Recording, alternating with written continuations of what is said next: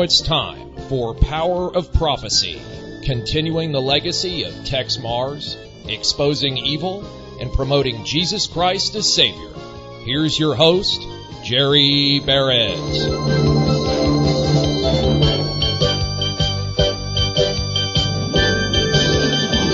Hello, friends, and welcome to another edition of Power of Prophecy. I'm your host, Jerry Barrett. Honored to have you join me again this week. It is time for Secrets, my favorite program of the month. I know I say that every month, but it really is my favorite program in the fact that I'm not tied down to a specific topic. We can cover a multitude of items. Tex turned me into a news junkie long before he stuck me behind the microphone. But, you know, growing up, I was aware of the news. I didn't really seek it out, didn't go looking for information, and then began working for Tex and Wanda back in May of 1999. It still flabbergasts me that I've been a part of this ministry for 26 years. Working with Tex and his radio show as his producer, he got me into seeking out news. And then it became trying to discern what was garbage and what was truth. And that has led me to where we're at today. And I am happy to get behind the mic every week, but especially the first week of the month normally, when I do these secrets programs and cover all of these different topics, throw my 2 cents worth out there and look for your feedback. And speaking of feedback, I got a message from my buddy Cliff up in Indiana. He said the program that I did with Pat McShay on Zionist-occupied Washington, D.C. was probably the best one I've ever done. Thank you, Cliff, for the kind words. I love the feedback. A number of people enjoyed the 2 shows I did with Pat on that. Pat is so much fun to chat with because he's we're peas in a pod. We both devour news on a regular basis, and he did a great job in his investigative reports, and I was happy to have him on for the 2 hours and get that information out there for everybody. Now, I did get an email from William, and he asked us to pray for him while he's dealing with the death of his mother and the details of her house. And having gone through this with my wife's mom passing away, it is tough. And it's tougher on the living.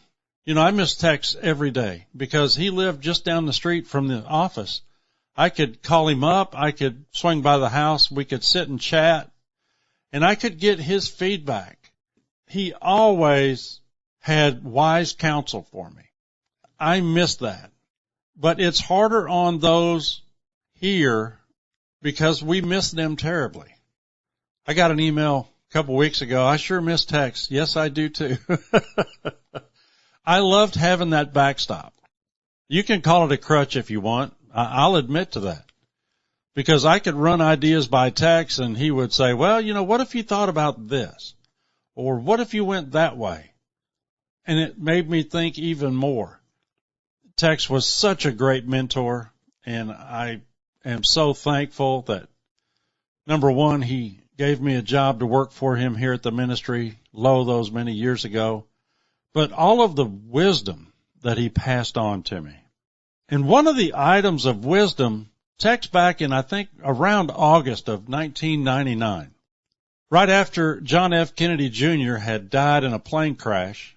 He was with his wife and his wife's sister. They were on their way to Martha's Vineyard to go to a family wedding, and the plane crashed.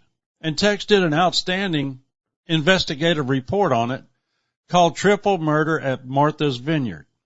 And you know, Tex always said that the truth will come out eventually. No matter how hard the evildoers try to keep the information withheld, it comes out. And I came across this item in Red News Nation entitled JFK Jr. Assassinated. Oh, you know, I had to look at it. And There is new intelligence reports and FBI documents into this fatal plane crash that have recently been uncovered. Sources say that the aircraft was deliberately sabotaged to silence the man many saw as the heir to the Kennedy political dynasty. One former intelligence operative who spoke on the condition of anonymity said, quote, he was getting too close to the truth.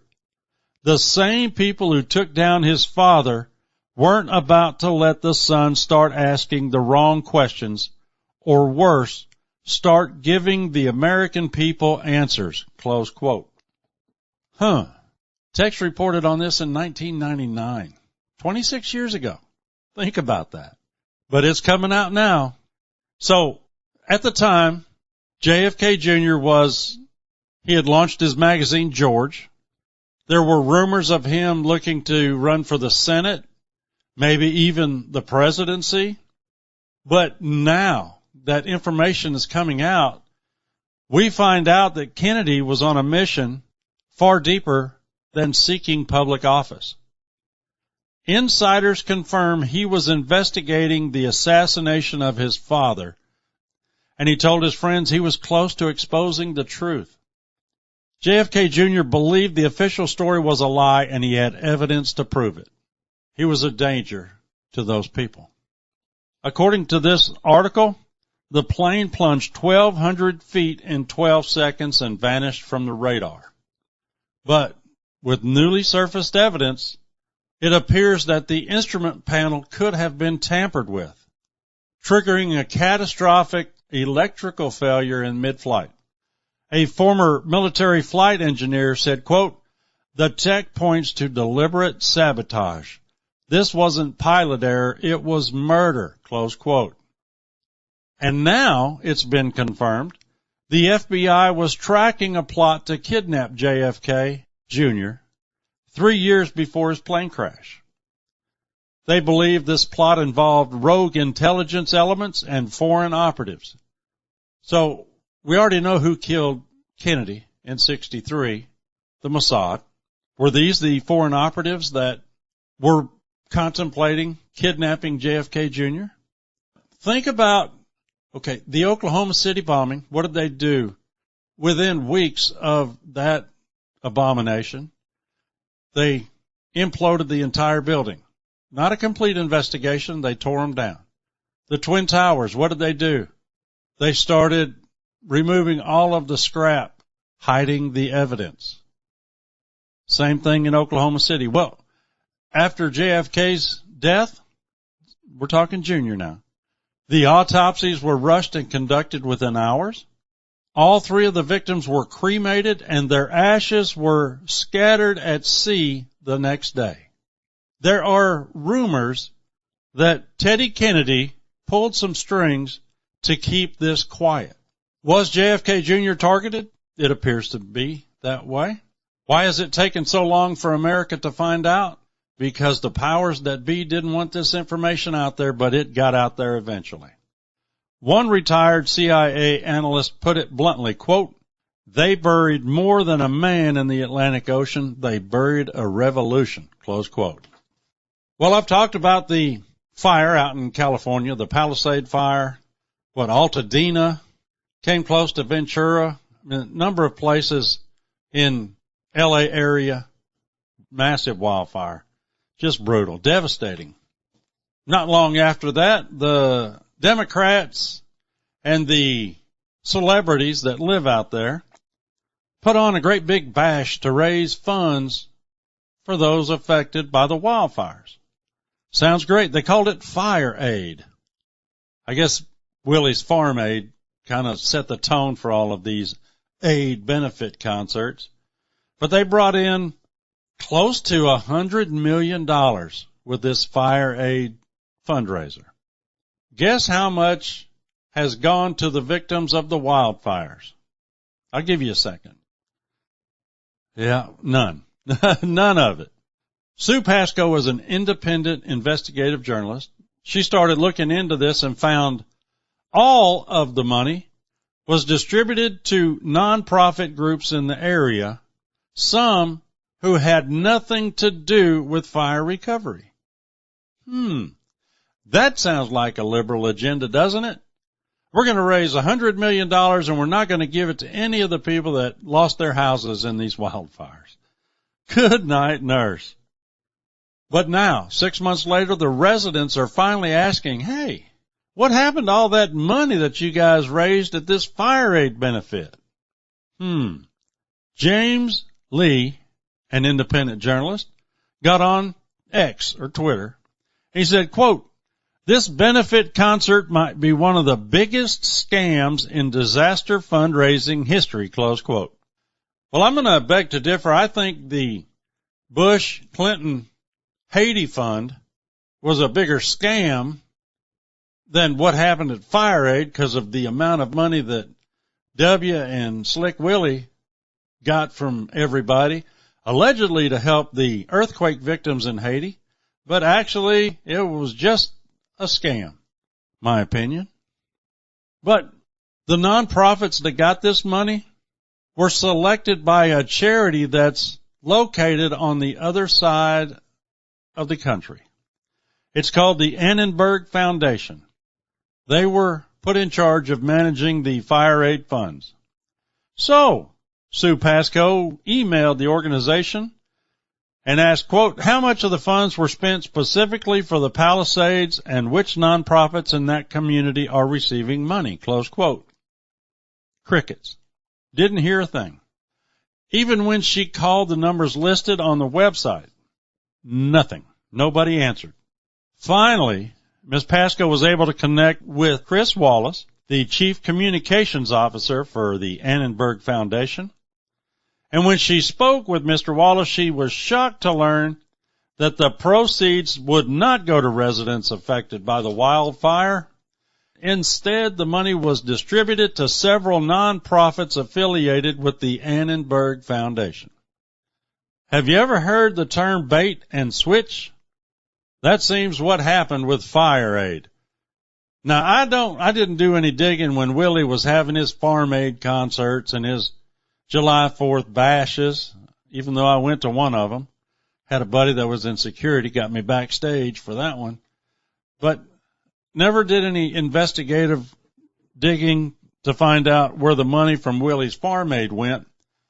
It was supposed to go to the farmers that were struggling, but even though they were wealthy, some of them, celebrities that lived in the Palisades, lost everything.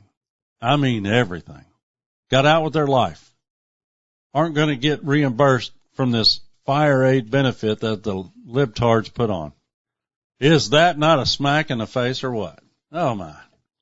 Well, we'll continue in Los Angeles, the land of the fruits and the nuts, it seems like. In the affluent neighborhoods of Los Angeles, homeowners are turning to a mobile application or a phone app that's entitled Patrol. This was an article in Blabberbuzz by Tommy Wilson. This innovative platform allows users to hire off-duty police officers for private security. Sounds great if you got money. The promotional material for this app paints quite a vivid picture. Quote, homeowners in LA can now book off-duty police officers to help protect their homes. Now available, get this, this is still a quote, get this. Now available in Brentwood, Beverly Hills, Bel Air, Holmby Hills, and Malibu, close quote. Isn't that special? Malibu. How many celebrities live in Malibu? Gated, living inside walls. They condemned Trump for putting a wall up on the border, but they got walls and gates at their properties. Bel Air, Beverly Hills, Brentwood. That's where OJ lived. There's a promotional video for this app, and it highlights scenarios where homeowners might find it beneficial. The voiceover says, quote, there are times you can't be home, but that doesn't mean your home has to be unprotected. Maybe the kids just got home from school and you're stuck in traffic. Or maybe you're about to travel halfway across the country, finally taking that vacation. or it's just another quiet night and you'd rather sleep knowing someone is looking out for you. When you book a private patrol, you're getting more than just presence. You're getting protection from off-duty officers. You might not always be home, but with patrol, someone is. Close quote. I did that in my best DJ voice. I hope you caught that. Oh, but there is controversy that has arisen because of this app, mainly because it caters exclusively to the wealthy. Mike Cernovich got on Twitter and he said, quote, "Rich Democrats would rather pay for private security than deport criminals. Those of you who can't afford this, too bad." Close quote. There has been a significant surge for private security in the LA area, and it coincides with an increase in crime rates in Los Angeles, including violent crime such as homicides and shootings. The city's crime rate is 30% higher than the national average. Compounding these issues is the persistent problem of homelessness, with over 70,000 individuals living on the streets of Los Angeles. But wait, there's more. LA's status as a sanctuary city within the sanctuary state of California has police officers prohibited from collaborating with federal agents to apprehend and remove illegal immigrant criminals, which further complicates the security landscape. The rich are taking advantage of this app. You know it. Goodness gracious. Well, we're going to go to Cincinnati, Ohio. Don't go there very often, do we? But recently there was a viral video that went out on social media of a mob attacking a bald white guy and a woman. The beating was brutal. Both the man and the woman, who happened to be white, the assailants happened to be black. These people got beat down, were on the ground unconscious when the beatings finally stopped. But what is more reprehensible than the beating is a Cincinnati councilwoman by the name of Victoria Parks writing on Facebook in reaction to this violent attack, quote, "They begged for that beat down. I'm grateful for the whole story," close quote. This is a councilwoman in Cincinnati. She got voted into office. And because white people are oppressors and black people are oppressed, it's okay for the blacks, a mob of them, to attack a white guy and a white woman. Sucker punch the white woman. Now, I'm sorry, I'm a child of the South, and you don't hit a woman. That's cowardly. But I saw the picture of the woman. She just happened to be from Russia. She flew back the next day. She left. But the picture that I saw of her face after the beatdown, bottom lip is swollen, got scabs all over it, looks terrible. And she has got a shiner, looks like she went 12 rounds with Mike Tyson. Her right eye is just gnarly looking. But this is an elected official expressing joy at this beatdown. This seems to have become the norm in this country. Obama started it, and it has come to fruition. There seems to be a schism in race relations. What happened to Martin Luther King Jr. saying that we need to judge a man by the content of his character and not the color of his skin? Now, what instigated this attack, this beatdown, I don't know. But when you got 6 people attacking one old guy, and he was probably in his 40s or 50s, that's not a fair fight. That's hatred. You know, the Bible tells us that God is no respecter of persons. He doesn't care what your skin tone is. Doesn't matter. As a Christian, it doesn't matter how much pigmentation your skin has. But they have used Trayvon Martin, Michael Brown, George Floyd, 3 thugs are the rock that has been built, foisted upon this nation to divide the races. And when they came out with critical race theory, that just emphasized the white people are oppressors. Personally, I'm 62. I have never owned anybody. I have employed people. I have worked for people. But I have never owned anybody. I don't hate anybody. I want everybody to come to know Jesus. But the loony left seems to be really promulgating this division. And if you supported Trump and you happen to have darker pigmentation, then you're a sellout, an Uncle Tom. You're not even black, according to Joe Biden. Where is the disconnect?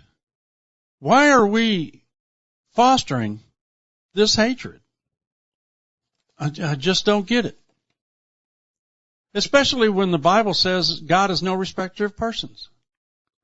Now, Councilwoman Parks has said she will not seek re-election. How do you live with yourself? Having posted something like that on the internet, on Facebook, in a community, as a representative of a district in Cincinnati. Where are your scruples? Were you raised to be that racist, that hateful, that angry? Goodness gracious. Well, we're going to go to let me just ask you this. What could New York City and Kansas City, Missouri have in common? Well, if the socialist Muslim Zoran Mamdani, who has taken the Democrat nomination to be mayor of New York City, has his way and wins the mayoral election, he wants to have city-owned grocery stores. Socialism. That's right. In Kansas City, they opened in 2018 KC Sunfresh. It's a city-owned grocery store. It was supposed to help residents who didn't have access to fresh produce, fish, meat, poultry, other everyday food items, a grocery store in the underserved neighborhood in Kansas City. The problem is it was owned by the city, run by the city. It has lost around $900,000 since it's opened. It even made Fox News. Jesse Waters did a report. He said, quote, "It's been done before and it's never worked. Kansas City has their own communist grocery store. It's in ruins. They sunk millions of dollars, both public and private, into keeping it afloat, and aisles are empty. Crime is skyrocketing. Sales are plummeting. Tens of millions of dollars were invested in the Kansas Commie store, and it's still a net negative. It looks like a ghost town," close quote. So Fox Business sent their reporter, Kelly Saberi, to the store. She interviewed a customer. The customer said, quote, "No meat. There's no vegetables. There's no nothing," close quote. Oh, but the mayor of Kansas City, Quentin Lucas, dismissed these concerns, saying, quote, "While I hear and understand the crime issues and concerns, there's a grocery store right down the street, largely in the same kind of area, some of the same criminal numbers and statistics, that is still doing pretty darn well," close quote. So the mayor doesn't know why people aren't going to this empty grocery store. I saw a video. There was one tomato in the produce section. That was it. Nothing else. Kansas City has suspended its city-run bus program that provided its service for free. Mamdani wants to do the same thing in New York City. The younger generation of far-left leaders in the Democrat Party cannot seem to grasp that the government does not make things better. It's inefficient. It has little to no accountability. It treats budgets like toilet paper, and corruption is inevitable. Mamdani wants to ban guns. You know the shooting that happened in New York City? Him and Governor Hochul. Oh, we need more gun control. We need more gun control. They want to ban guns. They want to defund the police. This has already been tried in L.A. and Chicago, and those two cities are suffering. There is already rampant homelessness and crime in New York City, along with high prices, massive taxes, and it's filthy. When are they going to learn? When are they going to learn? I'm here from the government, and I'm here to help. Those are the scariest words you'll ever hear. Well, I want to get to this before we hit the halftime break. There was a shooting outside an Anchorage restaurant that could have led to multiple needless deaths.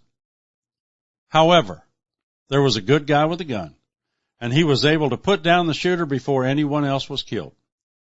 There is security video that shows a security guard shot this man who was shooting in a crowded sidewalk outside the Gaslight Lounge. Police responded and found 3 men with gunshots, one with life-threatening injuries. They later found a 4th person with non-life-threatening injuries. The man that started shooting was a 23-year-old named Leroy Manajamanu, and I know I butchered that name. But the video shows this security guard getting in the trunk of his vehicle, retrieving his gun, and as soon as Manajamanu starts shooting, the security guard shoots him. Good guy with a gun. A guard was shot 7 times, but no vital organs were hit. He was going to be released in a couple days after that. There was a guard shot in the hand. He was treated and released. The guard said he was proud of what he did because police told him he likely saved many lives. Good on you. I don't have the guard's name, didn't come in the report, but good guys with guns. You know what you call a country that has gun control laws? Slaves. That's right, slaves. You don't have anything to fight back with. Why do you think these socialists are in such an uproar to have gun control? They don't want you to have guns because when they take over power, and you know, socialism is a dictatorship. When they take over the power, you won't be able to fight back. You're not going to be able to take a knife to a gunfight. I have said this in the past and I'll say it again. Places that are marked as gun-free zones are recognized by criminals as a target-rich environment. New York has some of the strictest gun control laws on the books. But that guy drove from Las Vegas, mental health issues and all, drove across country, double parked in New York City, went to the building that held the NFL offices, shot 4 people, shot multiple people. I think he killed 3 in the lobby. One of them was an executive for the company that my brother works for. They have an office in that building. She was a mom of 2, I think. Shot her right there. Target-rich environment. Then he went up in the elevator and went up to the 33rd floor. He didn't even get to the NFL floor. He went to the wrong elevator. And he shot somebody there. Then he turned the gun on himself. Then he claims in a note in his pocket that the cops found that he had brain damage, CTE, from all the concussions playing football. And he blamed the NFL. If you have a problem, why do you feel the need to shoot other innocent individuals before you take your own life? If he had mental health issues, why was he issued a concealed carry permit in Las Vegas? He was a security guard for a casino. But I don't understand these mass shooters that shoot up a bunch of people, kill them all, and then kill themselves. That's cowardly. Goodness. Well, that's going to take care of the first half. I want to thank you for giving me some of your time. Have to take a brief pause. When I come back, we're going to dive right back in. You're listening to Power of Prophecy. Stay with us, won't you? I'll be right back.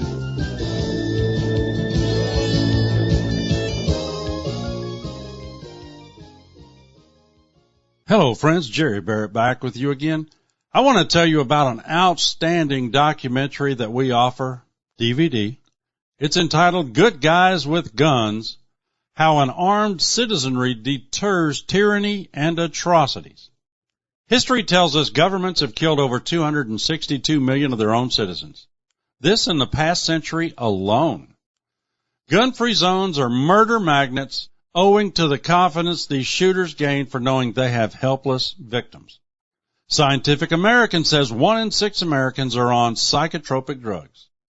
Which drugs are the most popular with mass shooters? Is there a connection between Big Pharma's product and mass shootings? Or are guns the problem? Why does the deep state, Big Pharma, and lamestream media gloss over the potential side effects of these psychotropic drugs? Is profitability that much more important? Do mass shootings and other atrocities advance the globalist agenda? The experts, criminologists, psychiatrists, sociologists, and clergy seem to have no answers. Yet the gun control lobby has what they consider to be the only answer. Disarm the citizenry. Is this wise? Is the reason we keep and bear arms really for target practice and deer hunting? What happens if the gun control lobby gets its way and outlaws all guns? You have to get a copy of Good Guys with Guns. It's over 2 hours. We're only asking $25. Please add $6 shipping and handling. That will make you total $31 for Good Guys with Guns. You can order your copy by phoning us toll-free in the United States and Canada at 1-800-234-9673. If you care to phone our regular line, that number is 512-263-9780. We're in the office Monday through Friday, 8 a.m. to 5 p.m. Central Time. If we don't get to your phone call, please leave a message. We'll call you right back, I promise.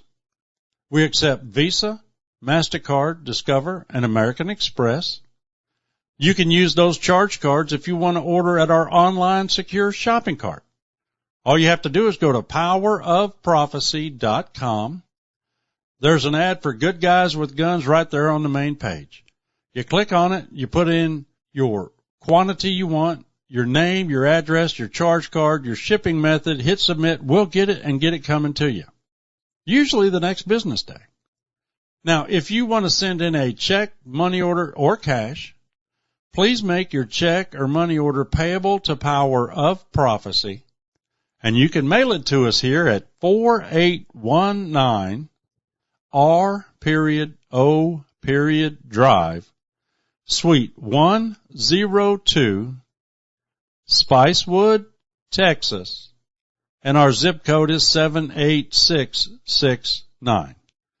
$31 postpaid for Good Guys with Guns. Get your copy today, please. Okay, now let's return to our regular program. We're covering secrets this week. We are up to volume number 346. That's a whole lot of secrets programs. Well, I found this one in Western Journal, and I've talked about this. Did it a few weeks ago when I talked about Lee Zeldin, the EPA secretary, coming out and saying he was going to share information about geoengineering. Everything they know he was going to put out on the webpage. That was hogwash. But now, thanks to Jonathan Jones's report, we find out that a group of researchers developing a controversial sun-dimming technology worked closely with federal scientists while keeping their plans quiet from the public. Sound familiar? Yep. It was known as Marine Cloud Brightening Program. It was led by the University of Washington, supported by private climate advocacy groups and wealthy donors. You want to bet Bill Gates Foundation was behind this? I'd almost put money on it. Its goal was to test machines that sprayed tiny salt particles into the air. They are hoping that this will form brighter clouds that reflect the sunlight and could potentially cool the earth. In 2023, a team attempted a small test on the deck of a retired aircraft carrier off the coast of Alameda, California. It lasted 20 minutes before city officials shut it down, saying they had not been properly informed. No, we don't spray in the clouds. We don't spray in the atmosphere. No, we don't do any of these poisons on you people. Why the secrecy then? You know you're doing something wrong.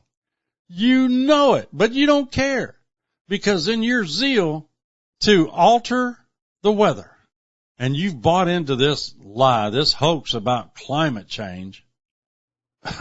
Good night, nurse. But they're still trying it.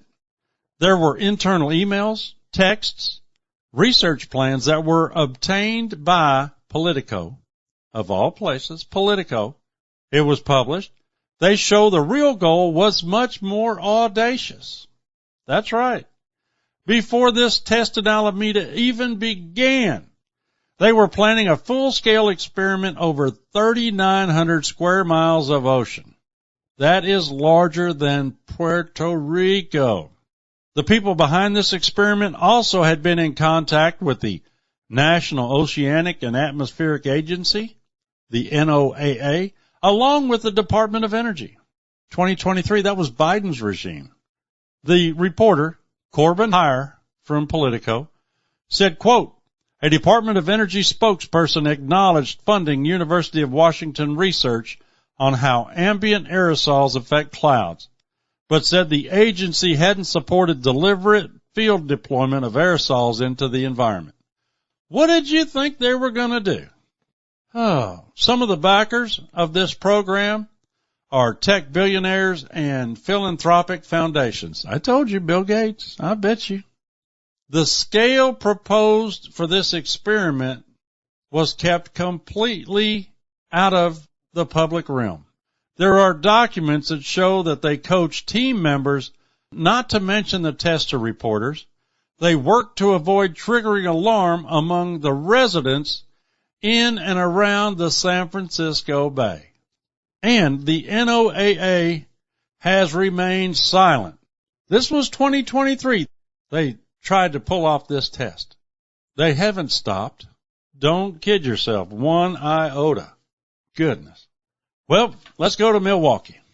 It is the latest in a long list of cities in America that is facing a retail exodus, a rapid exodus, in minority neighborhoods, and it's being blamed on the companies and not the behavior of the residents. Sound familiar? Same song, second verse, right? It's corporate that's pulling these out of these crime-infested neighborhoods. It's the money grubbers. It's the rich. It's not our fault. No, it's never our fault. City officials in Milwaukee were upset that Kroger announced a decision to close at least 5 pick-and-save supermarket locations. There was one in Milwaukee's Metcalf Park neighborhood. On top of that, Walgreens notified the city they're going to close at least 7 locations over the next 2 years. CVS announced it's going to be closing locations as well. The activists argue the closures center around black and brown neighborhoods and that these areas deserve access to nearby grocery outlets. Deserve. No. Nobody goes into business to lose money unless you're the government. Look at Kansas City with their grocery store. Nobody goes into business to lose money. Alderwoman Charlene P. Moore said, quote, this impacts our city.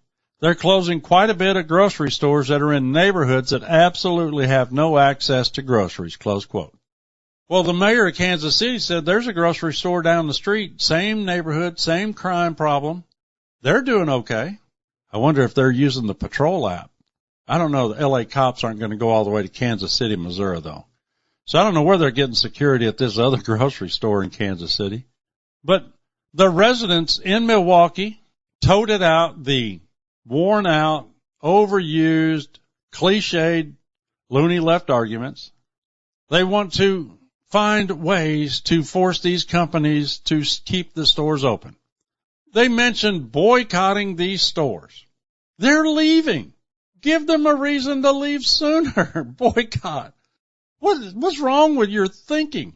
Oh, wait. We haven't taught critical thinking in decades. Goodness. Now, Milwaukee did see a promising dip in the crime rate, except for homicides, in the first quarter of 2025. But Milwaukee is continuing to reel from a trend of high retail theft. Now, the loony left will blame Trump, low wages, the inflation. Well, the inflation came under Biden, but it's easy to blame Trump. But the neighborhoods that are losing the most retail access are neighborhoods with higher crime rates.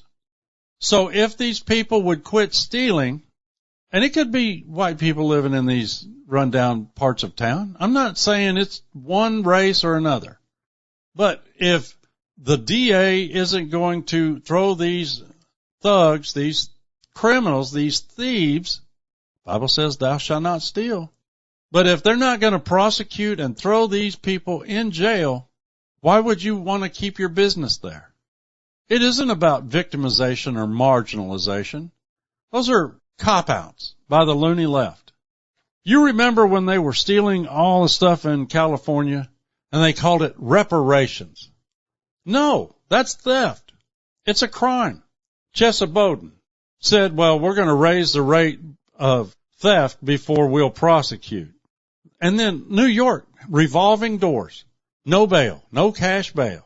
So somebody shoplifts a couple $100, puts it on eBay. Those are reparations. No, that's theft. And you wonder why all of the products are behind plexiglass, or they just shut the store down. It's not rocket science. Nobody goes into business to lose money. Got this from Kathy Burns. She sends me emails with articles. Thank you, Kathy. You're a doll. I appreciate it. I got this from Catholic Vote, written by Susan Berry. It's entitled, Outrageous Report Reveals Biden Health and Human Services Hotline for Migrant Children Failed to Answer 65,000 Calls. You get that? Didn't answer. This was a special hotline that was set up by the Biden-Harris Department of Health and Human Services. It was supposed to help protect migrant children. 65,000 calls did not get answered. Allie Hopper testified at a hearing, and she told members of Congress that the Biden administration's hotline was advertised as a place, quote, where people could report concerns about the unaccompanied child safety, close quote. She said from August 2023 to January of 2025, 65,000 calls went unanswered. Those calls spanned from complaints about stale bread all the way to being abused. One case, there was a child who called reporting grown men were coming into his room at night and touching him. It wasn't answered. These non-governmental agencies or organizations, NGOs, that benefited from this sieve of a border that Biden created, this crisis. And some far-left NGOs are still working to help these illegal aliens undermine immigration law that Trump is trying to enforce. Witnesses detailed how NGOs received more than $6 billion from the Biden-Harris administration. They testified about how the Biden-Harris administration handed over unaccompanied children to these NGOs at the border, who then delivered them to poorly vetted sponsors. Then this administration failed to properly follow up in communication, which led to more than 300,000 children who were unaccounted for in our country. But on the bright side, many of these NGOs and their executives enjoyed substantial revenue and salary increases thanks to these grants. Ms. Hopper said her research findings revealed, quote, significant systemic failures and corruption at the highest levels, like unprecedented trafficking due to lax sponsor vetting, alarming conditions at the border, routine kidnapping of children for trafficking into the U.S. made easier by the open borders, falsified records. Approximately 70% of sponsor applications examined were found to be fraudulent. Ms. Hopper observed, quote, here's the hard truth. The United States government became the middleman in a humanitarian pipeline exploited by cartels and obscured by federal contracts. They awarded no-bid billion-dollar contracts to NGOs without oversight and allowed influx facilities funded by taxpayers to operate as transportation hubs. But in June, the current Secretary of Health and Human Services, Robert F. Kennedy Jr., testified, quote, "Hundreds of thousands of migrant children have gone missing because the Biden administration emphasized speed over security. We won't make that same mistake. We're demanding DNA testing, personal identification, background checks, and income verification for every sponsor to make sure these children are kept safe." I'm sure if you've done any looking at news, you've heard about Obamagate. Everything has to come off of Watergate these days. There was, Travelgate, all these different gates. Well, this is Obamagate. The Director of National Intelligence, Tulsi Gabbard, used to be a Democrat. Keep that in mind. Used to be a Democrat. She has released evidence which claims to show the Obama administration's direct involvement in the Russian collusion hoax. She described the plot as, quote, "the most egregious weaponization and politicization of intelligence in American history," close quote. This is an article in Red State by Rusty Weiss. Rusty said the Obama administration manufactured a January 2017 intelligence community assessment which portrayed Russia as having influenced the 2016 election in favor of Donald Trump. Gabbard noted that the Obama administration, quote, "conspired to subvert the will of the American people," close quote. She also said they staged a years-long coup against Trump. Now, Obama had to respond, however meekly it was. He suggested that Gabbard is manufacturing evidence. But there are some receipts that Tulsi Gabbard brought to the party, and she put them out there. Quote, "Acting on President Obama's orders, then CIA Director John Brennan directed a full review and publication of raw human intelligence information that had been collected before the election." Another section of the House Intelligence Committee assessment, finding number 3, shows CIA officers did not want to publish intelligence with significant flaws that revolved around the narrative Putin viewed Trump as his preferred candidate. They determined this evidence was unremarkable, which was flawed. Well, these flawed points became foundational sources used to propagate the Russian hoax.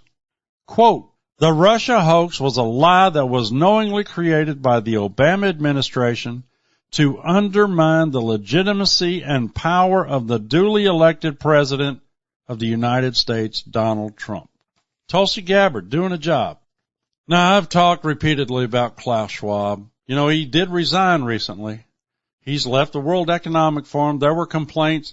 I think they accused him of mismanagement of funds, maybe even sexual harassment. I don't recall all the details, but it was some bad stuff that forced Klaus out of his baby, the World Economic Forum. But have no fear. You know, I've said this from the get-go, that if you want to make a change, you start with children. That's how the environmental movement got started. Earth Day. When I was in elementary school, they started Earth Day, and we had to go out and dig a hole and plant a tree because we need to save the environment, Mother Earth, blah, blah, blah. Right? You start indoctrinating the children. They will buy into the lie. They have no life lessons to fall back on. They are completely gullible to the whims of these adults. Now get this. Even though the Great Reset that Schwab put out there didn't come to fruition, that does not mean that the World Economic Forum is going to cut bait and run. No. The World Economic Forum has decided to play the long game. They are going to work to shape the minds of today's youth in order to reshape the world tomorrow.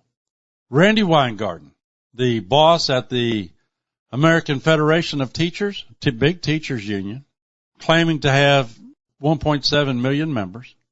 Randy announced that the American Federation of Teachers is going to partner with the World Economic Forum to create a curriculum that will lead to good jobs and solid careers in U.S. manufacturing. Isn't that special? 1.7 million teachers are going to buy in to this garbage. And they're going to infect, yes, I said it, infect the minds of the youth. She made this announcement at the 2025 AFT convention.